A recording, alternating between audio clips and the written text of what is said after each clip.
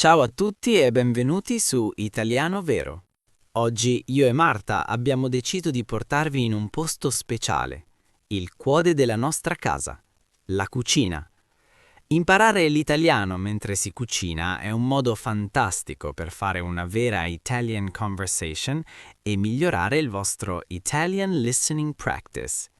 In questo video vedremo molte parole utili per chi vuole imparare italiano e migliorare il proprio vocabolario italiano. Ciao a tutti! È proprio vero, Luca. Cucinare aiuta a rilassarsi e allo stesso tempo a pensare in italiano in modo naturale. Molte persone ci chiedono come migliorare l'ascolto e noi pensiamo che i dialoghi in italiano sulla vita quotidiana siano la soluzione migliore per i livelli italiano A1, A2 e B1. Esatto, ma prima di iniziare con le nostre ricette volevo chiedervi un piccolo favore. Se vi piacciono i nostri video e volete sostenere il progetto Italiano Vero, iscrivetevi al canale e attivate la campanellina. Per noi è fondamentale per far crescere il canale e continuare a creare questi contenuti gratuiti per voi. Mettere un like e scrivere un commento ci aiuta tantissimo a scalare la classifica di YouTube. Sì, è un gesto semplice, ma per noi significa molto. Vogliamo creare una grande comunità di persone che amano la lingua e la cultura italiana. Quindi, se siete pronti per questa Italian Lesson, prendete un quaderno e iniziamo subito a parlare di cucina. Allora Marta, oggi parliamo di oggetti e azioni che facciamo ogni giorno tra i fornelli. Per chi sta iniziando a imparare l'italiano basico, conoscere i nomi degli oggetti è il primo passo. Che ne dici se facciamo una piccola analisi del lessico prima di sporcarci le mani? Ottima idea! Abbiamo scelto 5 parole o espressioni fondamentali che useremo oggi. Spieghiamole bene così i nostri amici a casa possono usarle subito. La prima parola è pentola. La pentola è quell'oggetto alto, di solito di metallo, che usiamo per cuocere la pasta o preparare il brodo. Giusto. Possiamo dire ad esempio metti la pentola sul fuoco con tanta acqua. È una parola che userete sempre in Italia. La seconda parola è un verbo fondamentale, bollire. Significa quando l'acqua diventa caldissima e inizia a fare le bolle. Noi italiani diciamo sempre aspetta che l'acqua inizi a bollire prima di buttare la pasta. Mi raccomando, mai mettere la pasta prima. Oh, assolutamente no. Sarebbe un errore gravissimo per un italiano vero. La terza parola è molto divertente da pronunciare. Scolapasta è quell'attrezzo con tanti piccoli buchi che serve per separare l'acqua dalla pasta quando è cotta. È una parola composta da scolare e pasta. Praticamente descrive esattamente la sua funzione. È utilissimo. Dopo aver usato la pentola e aver fatto bollire l'acqua, usiamo lo scolapasta. La quarta parola è un oggetto che usiamo per mangiare, la forchetta. In Italia la usiamo per tutto, specialmente per arrotolare gli spaghetti. Non usate mai il cucchiaio per gli spaghetti, usate solo la forchetta. Vero, la forchetta è la nostra migliore amica a tavola. E l'ultima parola che vogliamo insegnarvi oggi è il verbo assaggiare. Assaggiare significa mangiare una piccolissima quantità di cibo per capire se è buono, se è cotto bene o se serve un po' di sale. In cucina è fondamentale assaggiare sempre quello che stiamo preparando. Bravissima Marta. Quindi abbiamo pentola, bollire, scolapasta, forchetta e assaggiare. Amici, scrivete nei commenti una frase usando una di queste parole. Ad esempio, io ho comprato una pentola nuova. Questo vi aiuterà a memorizzare il vocabolario italiano e a interagire con noi. Sono parole semplici ma molto importanti per chi vuole imparare l'italiano. Ricordate che potete guardare questo video con sottotitoli per leggere ogni singola parola e migliorare la vostra comprensione. Luca, ora che abbiamo spiegato queste parole, direi che è il momento di iniziare a cucinare qualcosa di buono. Che cosa abbiamo sul tavolo oggi? Iniziamo a preparare tutto. Io prendo i pomodori e tu inizi a scaldare la padella con un po' d'olio. Ecco qui i nostri pomodori. Guardate come sono rossi e maturi. Sono bellissimi. Per chi vuole imparare l'italiano, questo è il profumo tipico dell'estate in Italia. Cominciamo subito a lavarli bene sotto l'acqua fresca del rubinetto. È un passaggio semplice, ma molto importante per iniziare a cucinare bene. Hai ragione, Luca. L'igiene in cucina è la prima cosa. Io intanto cerco il coltello giusto. Per tagliare i pomodori serve un coltello che taglia molto bene, altrimenti li schiacciamo e basta. Cerco quello con la lama lunga, così facciamo un lavoro pulito e veloce. Oh, stai attenta alle dita. Tagliare le verdure è sempre un momento che richiede attenzione. Sapete, cari amici, fare questo tipo di Italian Listening Practice è utile, perché colleghiamo le parole alle azioni reali. Non è solo una noiosa lezione di grammatica, ma è una vera conversazione italiana tra amici che preparano il pranzo. Dove ho messo la cipolla? Ah, eccola qui, era nascosta dietro il cestino del pane. Questa è una cipolla dorata, ha un sapore dolce che sta benissimo con il pomodoro fresco. La inizio a sbucciare e poi la taglio a pezzetti molto piccoli. Luca, tu hai già preparato la padella con l'olio? Certamente. Ho preso la nostra padella preferita e ho versato un bel giro di olio extravergine di oliva.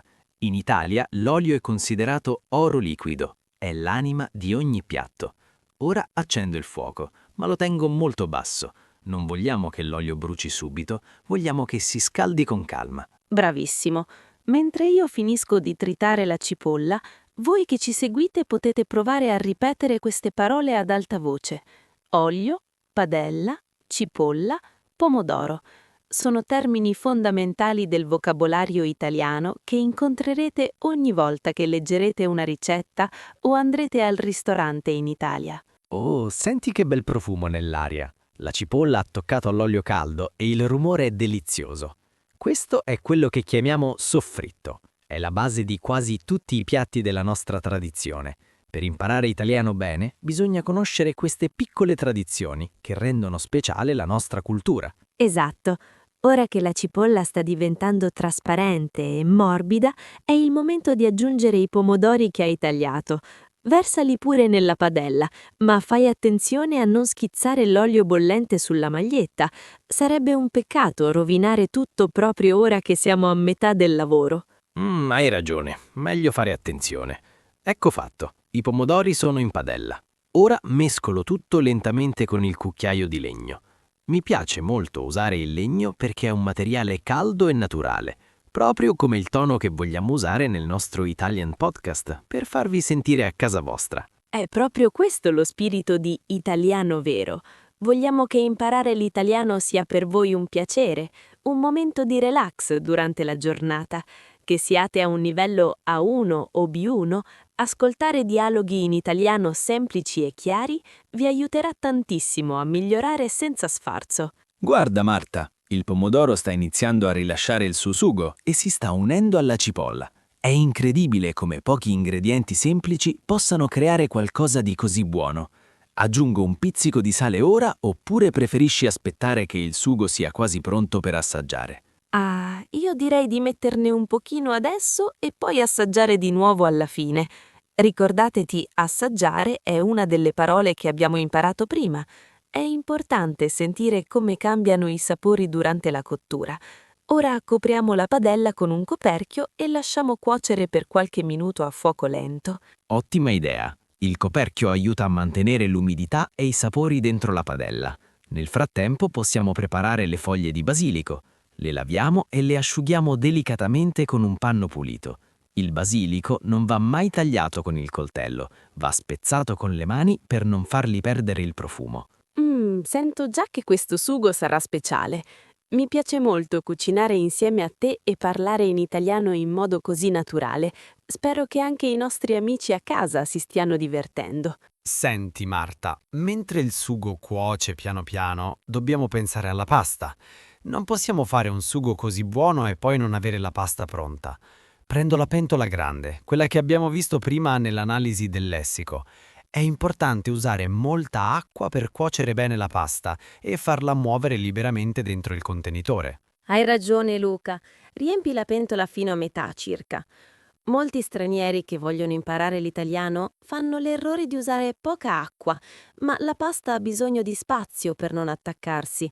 Mentre l'acqua si scalda, volevo ringraziare tutti quelli che si sono già iscritti al canale Italiano Vero. Vedere i vostri commenti ci rende davvero felici e ci aiuta a continuare. Sì, è vero, leggiamo ogni vostro messaggio con molta attenzione. Molti di voi ci dicono che ascoltare questi dialoghi in italiano mentre guidano, cucinano o puliscono la casa gli aiuta a pensare in italiano senza troppa fatica. È proprio questo l'obiettivo del nostro Italian Podcast, rendere l'apprendimento naturale e divertente, proprio come una chiacchierata tra amici davanti a un buon piatto. L'acqua sta iniziando a fare le prime bollicine sul fondo della pentola. Tra poco inizierà a bollire forte. Ricordi cosa abbiamo detto prima? Prima si mette il sale e poi si butta la pasta. Io preferisco usare il sale grosso per l'acqua della pasta. Trovo che dia un sapore migliore rispetto al sale fino. Tu cosa ne pensi, Luca? Assolutamente sale grosso. Ne mettiamo una manciata abbondante, ma senza esagerare. In Italia diciamo a volte salata come l'acqua del mare, ma è solo un modo di dire per ricordare di non dimenticarlo mai. Oh, guarda il sugo nella padella. È diventato denso, rosso e molto profumato. Lo assaggio subito con un piccolo pezzetto di pane. È un rito fondamentale per ogni cuoco che vuole imparare italiano in cucina. Stai facendo la famosa scarpetta. Fare la scarpetta significa pulire il piatto o la padella con un pezzo di pane per non sprecare nemmeno una goccia di sugo. È un'espressione bellissima del nostro vocabolario italiano. Se venite in Italia e mangiate in una famiglia, dovete assolutamente farlo. È un complimento per chi ha cucinato. Ma attento a non scottarti la lingua, Luca. Il sugo è ancora bollente. È bollente, ma è veramente squisito. Il pomodoro è dolce e il basilico che abbiamo messo prima si sente tantissimo. Ora che l'acqua bolle forte, che tipo di pasta scegliamo per il nostro pranzo? Abbiamo degli spaghetti lunghi o delle penne rigate corte? Per un sugo semplice e fresco così io preferisco sempre gli spaghetti. Mi piace molto l'idea di arrotolarli con la forchetta. Gli spaghetti sono perfetti, sono un classico intramontabile per chi vuole imparare l'italiano e conoscere la vera cucina.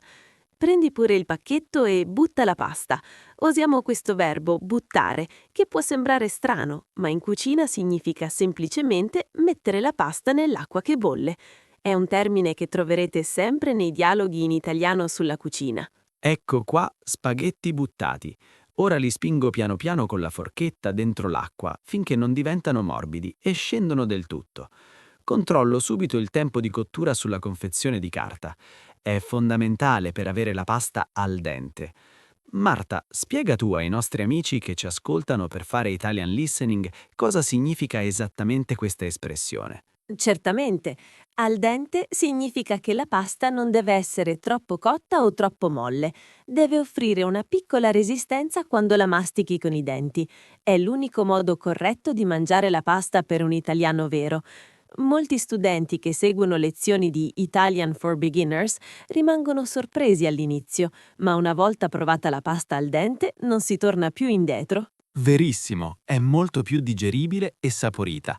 Io intanto mescolo ogni tanto con il cucchiaio per non farli attaccare al fondo della pentola. È un momento di attesa, ma è anche un momento perfetto per ascoltare italiano in modo rilassato. Se state guardando questo video con sottotitoli, potete notare come usiamo verbi semplici, che sono ottimi per chi ha un livello Italian A1 o A2. È un ottimo punto, Luca. La semplicità è la chiave per imparare a comunicare bene e con fiducia. Spesso chi studia una lingua straniera si preoccupa troppo della grammatica difficile, ma per una conversazione italiana quotidiana bastano le parole giuste e tanta pratica di ascolto, come quella che state facendo oggi con noi mentre prepariamo questi spaghetti. Esatto, e mentre aspettiamo gli ultimi minuti potremmo già preparare i piatti in tavola. Prendo anche un pezzo di parmigiano da grattugiare sopra. So che a te piace molto, Marta. Il formaggio grattugiato fresco sopra il sugo al pomodoro è la fine del mondo, come diciamo noi in Italia per dire che una cosa è assolutamente fantastica e buonissima. Oh sì, il parmigiano non può mancare, dà quel tocco di sapidità in più, ma mettiamolo solo alla fine, direttamente nel piatto di ognuno. Ho controllato l'orario e mancano solo 2 minuti alla fine della cottura. Sento che siamo quasi pronti per scolare la pasta. Prendo lo scolapasta che abbiamo preparato prima e lo metto nel lavandino. Siamo davvero pronti per il gran finale della nostra ricetta e della nostra Italian lesson. Marta, il tempo è scaduto, gli spaghetti sono pronti. Sento che sono al dente proprio come piacciono a noi. Prendo subito lo scolapasta e vado verso il lavandino. Questa è la parte più importante per non scottarsi e per togliere tutta l'acqua in eccesso con attenzione. Fai molta attenzione al vapore caldo che esce dalla pentola, Luca. Una volta scolata la pasta, versala direttamente nella padella con il nostro sugo di pomodoro fresco. Questo passaggio si chiama saltare la pasta in padella. Serve a far unire bene il condimento con gli spaghetti, così ogni forchetta di pasta sarà piena di sapore e profumo. Guarda che colore meraviglioso! Il rosso del pomodoro e il bianco della pasta si mescolano perfettamente sul fuoco. Aggiungo anche quelle foglioline di basilico fresco che abbiamo preparato prima per dare il tocco finale.